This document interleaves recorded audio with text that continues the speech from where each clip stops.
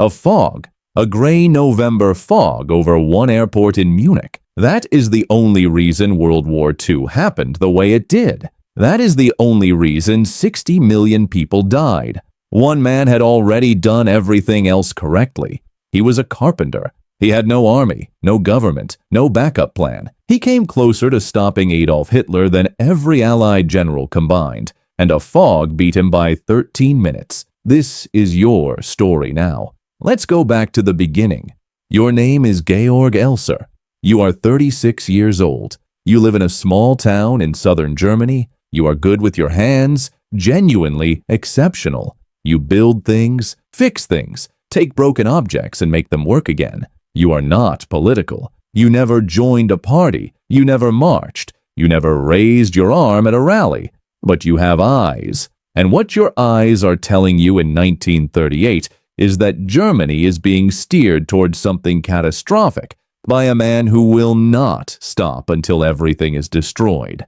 You watch your friends get conscripted. You watch Jewish families disappear from your street. You watch workers, people exactly like you, stripped of everything they built, while the speeches get louder and the crowds get larger. You are not educated. You don't read philosophy. You don't have a theory. You just have a very simple thought that you cannot shake. If Hitler dies, the war doesn't happen. And the thought that follows it, the one that changes everything, is even simpler. Nobody else is going to do it. So, it has to be you.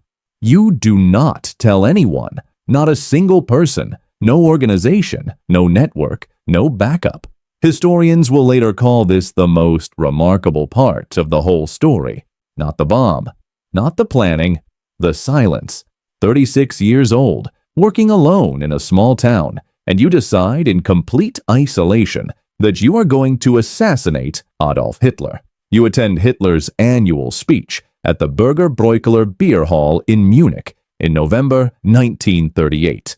You sit in the crowd, you watch, you study the room, and you notice something. Every year on the same date, Hitler stands at the same podium in the same room and gives the same speech to the same crowd. He is a creature of ritual, of repetition. You look at the pillar directly behind the podium. You look at it for a long time. You go home. You start drawing. Here is what your plan actually sounds like when you explain it out loud. You are going to get a job at a local quarry to steal explosives. Then you are going to travel to Munich. Then you are going to eat dinner at the Burger Bräukeler restaurant and hide inside when they close. Then you are going to spend the next 35 nights secretly crawling inside a wooden pillar in a beer hall, carving it hollow with hand tools, while making absolutely no noise, leaving no evidence, and finishing before the cleaning staff arrive at dawn. Then you are going to build a bomb entirely from scratch, with 2 independent clockwork mechanisms, in your bedroom. Then you are going to climb back inside the pillar and install it. By yourself. Most people planning a surprise birthday party use a group chat. You are doing this. You spend months carefully stealing small amounts of explosive powder from the quarry where you work.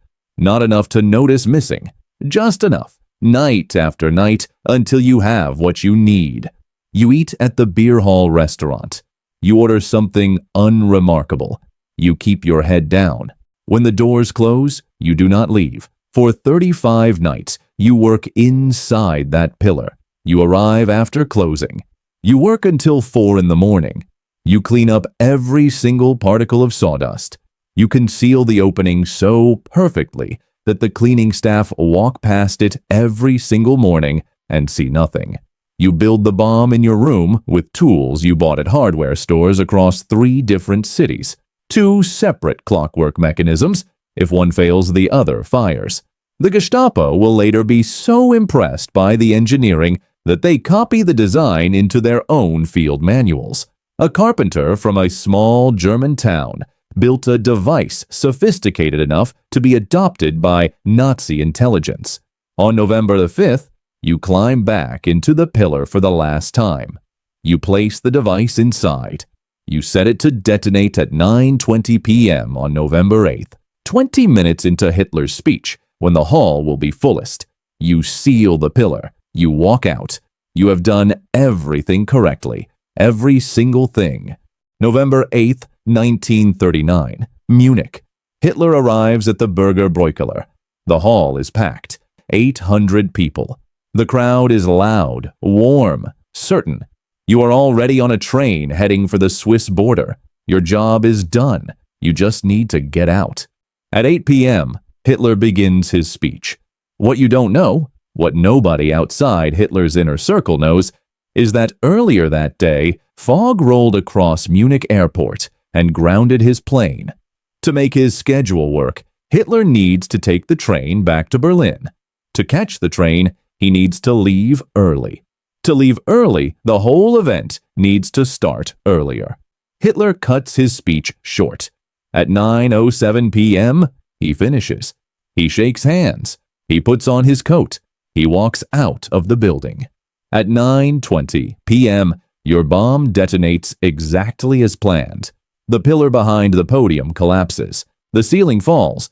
8 people die. 62 are injured. Hitler is already 13 minutes away. He hears about it on the train and says, and these are his exact words, "Now I am completely at peace. My leaving earlier than usual is proof to me that Providence wants me to reach my goal. The one mistake wasn't yours. You built the bomb correctly. You placed it correctly. You set the timer correctly. You planned for every variable a human being could plan for. The one thing you could not plan for was weather. Fog over Munich airport. That grounded one plane. That is what stood between you and the end of World War II before it truly began. Not an intelligence failure, not a security error, not a mistake in your plan. Just fog. You are arrested at the Swiss border that same night. They find wire cutters in your pocket. A postcard of the beer hall interior. Sketches of the device. The Gestapo cannot believe you acted alone. They torture you for weeks trying to find the organization behind you. They bring in hypnotists, truth drugs, more torture. You tell them the truth every time. You acted alone. Nobody helped you. Nobody knew. They never fully believe it, because the idea that one Carpenter, alone, came closer to stopping Hitler than any government, any army, any intelligence service on Earth is simply too enormous for them to accept. You spend the next 5 years as Hitler's personal prisoner, not in a regular cell. Hitler keeps you alive.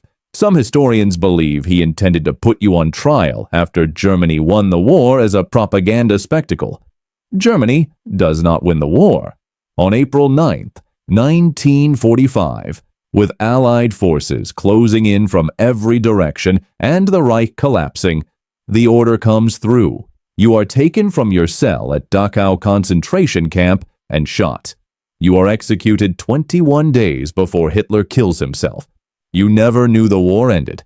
You never knew that the fog lifted, that the Allies won, that the world you tried to save was saved, just not by you.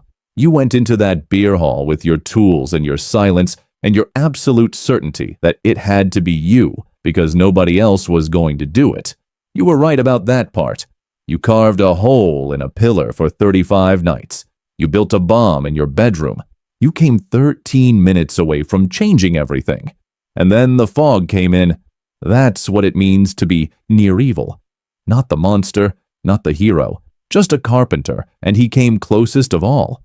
What would you have done differently? Leave it in the comments. I actually want to know